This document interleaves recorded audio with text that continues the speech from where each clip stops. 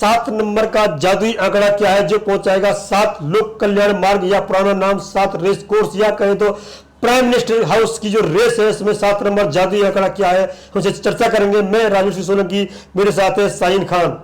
लेकिन सर बिल्कुल इस आंकड़े को समझने के लिए, इस जादू को समझने के लिए समझना होगा एनडीए वर्सेस इंडिया का पूरा गणित, यानी कि 2024 को लेकर के क्या एनडीए करने वाला है और क्या इंडिया करने वाला है। बने रहिए हमारे साथ, वीडियो को पूरा देखिएगा। जी, ये 7 नंबर की भूमिका इतनी महत्वपूर्ण हो जाती है इंडिया वर्सेज एनडीए के लिए कि ये जादुई आंकड़ा है 7 नंबर जो पहुंचाएगा किसी भी को 7 लोक कल्याण मार्ग यानी पीएम हाउस की रेस में बने रहने के लिए 7 नंबर जादुई आंकड़ा को पूरा प्रकाश डालेंगे। हम बात करेंगे नेताओं की पॉपुलैरिटी की, हम बात करेंगे एनडीए वर्सेज इंडिया में कहां पे 7 नंबर फिट होता है। जी हाँ, बिल्कुल सर, पॉपुलैरिटी की अगर बात करें तो प्रधानमंत्री मोदी अभी भी काफी आगे हैं तमाम उन विपक्षी चेहरों से जिनमें लगाया जा रहा है कि 2024 के लिए पीएम चेहरे ये हो सकते हैं। अगर बात करें पॉपुलैरिटी नंबर में तो 43% पॉपुलैरिटी नंबर्स लेके जाते हैं प्रधानमंत्री मोदी जी अभी भी। और अगर वही बात करें सर राहुल गांधी की तो 27% पॉपुलैरिटी के साथ लोग चाहते हैं कि वो अगले प्रधानमंत्री नंबर 2 पर है, वो नंबर 2 पे। अगर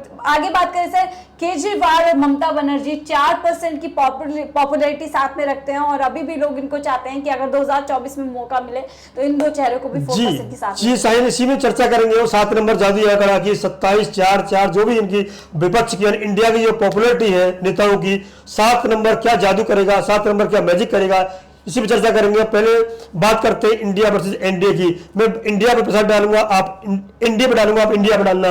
पार्टी की बात करें तो एनडीए के पास में 38 पार्टी है। बिल्कुल, और वहीं इंडिया 28 जो दलों के साथ उन्होंने अपना गठबंधन बनाया जिसका नाम इंडिया रखा। अब बात करते हैं किस राज्य में कितनी पार्टी हो एनडीए के साथ में, तो 24 स्टेट या राज्य ऐसे हैं जिसमें एनडीए की सरकार है और वही 11 राज्य ऐसे हैं जहां पर इंडिया की सरकार है, यानी कि जो गठबंधन है, अलग अलग जो गठबंधन के दल हैं उनकी सरकार मिलकर के 11 राज्य ऐसे हैं जहां पर उन लोगों की सरकार है। यह बता दें कुछ राज्य ऐसे हैं तेलंगाना इत्यादि जो कि निर्गुट में है, वो किसी दल में नहीं है, ना इंडिया में ना एनडीए में, वो 3 राज्य इस तरह के अलग हैं। जी, हम बात करते हैं एमएलए की। टोटल एमएलए की बात करें तो एनडीए के पास में है 1585 यानी 1585 विधायक आज की समय में एनडीए के साथ हैं। और वहीं अगर इंडिया की बात करें तो 1852 एमएलए उनके साथ में है, यानी कि आंकड़ों में कहीं आगे हैं, एमएलए के आंकड़ों में आगे। जी, बात करते हैं मेंबर ऑफ पार्लियामेंट की, सांसदों की बात करते हैं। 2024 में जो इलेक्शन होना है लोकसभा का, उसमें मेंबर ऑफ पार्लियामेंट चुने जाने हैं। तो मेंबर ऑफ पार्लियामेंट के लिहाज से हम बात करें एनडीए के पास आज की डेट में, एनडीए के पास बात करें तो 303 सांसद की बड़ी संख्या है। अगर सिर्फ इसमें बात करूं तो शायद 303 वो सिर्फ भाजपा के ही है, लेकिन अगर बात करें इंडिया की तो 171 टोटल नंबर बैठते हैं जो इंडिया गठबंधन के पास एमपी हैं। जी, हम बात करेंगे जो पिछले विधानसभा चुनाव हुए थे उसमें कितने वोट मिले थे एनडीए को, तो ये करीब 34.7 यानी 34.7% वोट मिले थे एनडीए को पिछले विधानसभा चुनाव में। वहीं इंडिया को 39.7 वोट्स मिले थे जो उन्होंने पुराने चुनाव विधानसभा चुनाव की बात करते हैं। हम बात करते हैं 2019 के जो लोकसभा चुनाव हुए थे उसमें वोट शेयर की बात करेंगे तो एनडीए के खाते में 42.3% यानी 33 सांसद आए थे, साथ में 42.3% वोट शेयर भी मिला था उनको। और वहीं इंडिया को मिला था 37.2 वोट शेयर, जिसके साथ वो काफी पीछे रह गए थे एनडीए के गठबंधन से। जी, ये आंकड़ा है। अब बीच में 7 नंबर का क्या मैजिक निकलेगा, 7 नंबर का क्या जादू निकलेगा, 7 नंबर का आंकड़ा है जो 7 रेस कोर्स रोड पुराना नाम है, यानी 7 लोक कल्याण मार्ग जो पीएम की रेस में पहुंचाता है, उसकी हम चर्चा करेंगे 7 नंबर की। यह बता दें जो विधानसभा चुनाव हुए थे 25% के करीब निर्गुट, जैसे बीएसपी है, तेलंगाना की दोनों पार्टी है, पुराना आंध्र प्रदेश था उनकी, वो निर्गुट में है, वो किसी दल में शामिल नहीं है यहाँ पे अभी तक, उनको अलग कर देते हैं। तो एनडीए बनाम इंडिया का जो संघर्ष है इसमें बात करेंगे कि कहां पर कौन सी खाई है, कौन सा नंबर है, इस पर हम आते हैं। तो बात करते हैं जैसे हमने देखा 42.3% और 37.2%, अगर इसमें हम 3% वोट एनडीए का इंडिया में चला जाता है, एनडीए जो इंडिया बना है और उसका गठबंधन लोगों मिले हैं सारे प्रदेश भर के, अलग प्रदेश के, ममता बनर्जी हो, चाहे नीतीश कुमार आरजेडी हो या उद्धव ठाकरे हो, बहुत सारी इस तरह के लोग मिले हैं और वो मिलके और एक 3% का आंकड़ा एनडीए से छीन लेते हैं। तो ये बहुत दिलचस्प हो जाएगा। 3% वोट अगर इंडिया कम होता है आज डेट में 42 से जो बात चल रही है, तो ये आंकड़ा टक्कर हो जाएगा।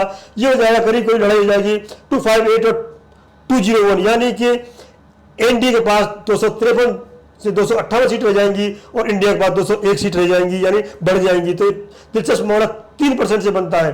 बात करते हैं 5% की, बात करते हैं 5% का जो आंकड़ा होता है, यानी कि 5% वोट यदि एनडीए से इंडिया छीन लेता है, कैसे भी करके इंडिया, जैसे जिन लोग मिल रहे हैं, आपस में मिल रहे हैं, मिल मिला करके 5% वोट कम कर देते हैं, तो आंकड़ा बड़ा टक्कर का हो जाएगा। ये हो जाएगा एनडीए के पास में 224 जी। और वहीं अगर इंडिया की बात करें 224, यानी जो डिफरेंस 229 इंडिया के पास 229, इंडिया में 224, काफी कम हो जाएगा और जो लड़ाई हो जाएगी वो एकदम टक्कर की हो जाएगी। जी, यही बात कर रहे थे, 7% की बात कर रहे थे। 7% वोट यदि इंडिया, यानी सारे ये विपक्ष वाले मिलकर के कैसे भी इंडिया से छीन लेते हैं, झटक लेते हैं, कम कर लेते हैं, 7% वोट अगर इंडिया कम कर लेता है एनडीए से, तो आंकड़ा पलट जाएगा, बाजी पलट जाएगी। यानी 7 लोक कल्याण मार्ग, पुराना नाम 7 RCR यानी पीएम आवास, यानी सत्ता की जो लड़ाई है वहां तक पहुंचने के लिए मजबूत हो जाएगा।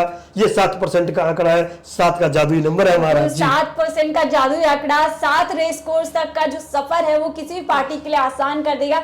लेकिन टक्कर काफी सर बहुत ज्यादा मजबूत होने वाली है 2024 को। इधर एनडीए का जो गठबंधन है वो पूरी तरीके से तैयार है और उधर इंडिया लगातार कह रहा है कि इस बार 2024 में इंडिया को जिताएगा। तमाम इन सवालों के बीच कौन किसको क्या टक्कर देगा? छोटी सी एक गणना बता दूं आपको मैं, क्योंकि जब विधानसभा जो इलेक्शन की बात थी उसमें कहीं इंडिया एनडीए के ऊपर हावी है।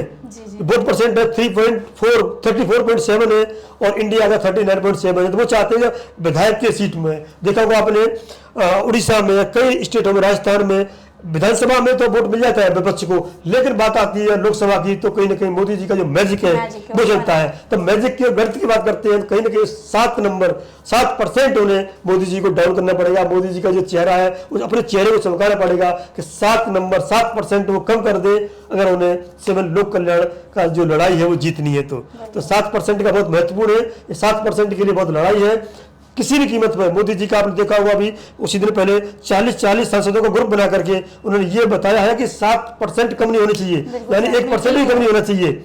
सभी सांसदों को टारगेट दिया गया है। ये कई मुद्दों पर जो है एक तरीके से जो उनके नेता हैं उनको जो पूरे एमपी और एमएलए का पूरा एक तिगड़ी है उसको समझाया गया है कि किस तरीके से 2024 के लिए उनको तैयारी करनी है और एक एक वोट जो है कीमती है। ये अंतर बता दूं आपको, ये अंतर थोड़ा सा राहुल गांधी हो या इंडिया वाले लोग हैं, विपक्ष है पूरा, उनमें यह एक बार वो विधानसभा चुनाव, लोकसभा चुनाव की तैयारी करते हैं, लेकिन मोदी का जो मैजिक है वो 24/7 चलता है। वो जब भी कोई चुनाव है या नहीं है उनकी गतिविधियां समाप्त नहीं होती, उनका जनता के कनेक्शन कम नहीं होता, जनता के बीच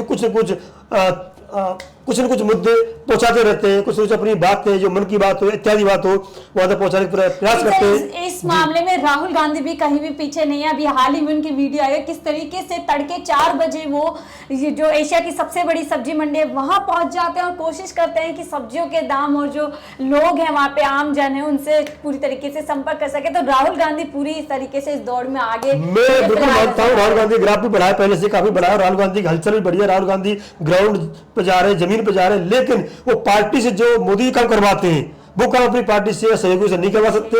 ये थोड़ा सा अंतर है और 7% तभी कर पाएंगे जब कहीं उनसे ज्यादा मेहनत करेंगे। तो जो मेहनत करेगा, जो 7% को बरकरार रखेगा तो इंडिया जीतेगा, और 7% इंडिया लूज कर गया तो इंडिया जीतेगा। देखने वाली बात है 2024 में ये 7% का जादुई आंकड़ा किसके साथ जाता है। बने रहिए विकासशील भारत के साथ। मैं राजवीर सोलंकी, साहिद खान, जय हिंद, जय भारत।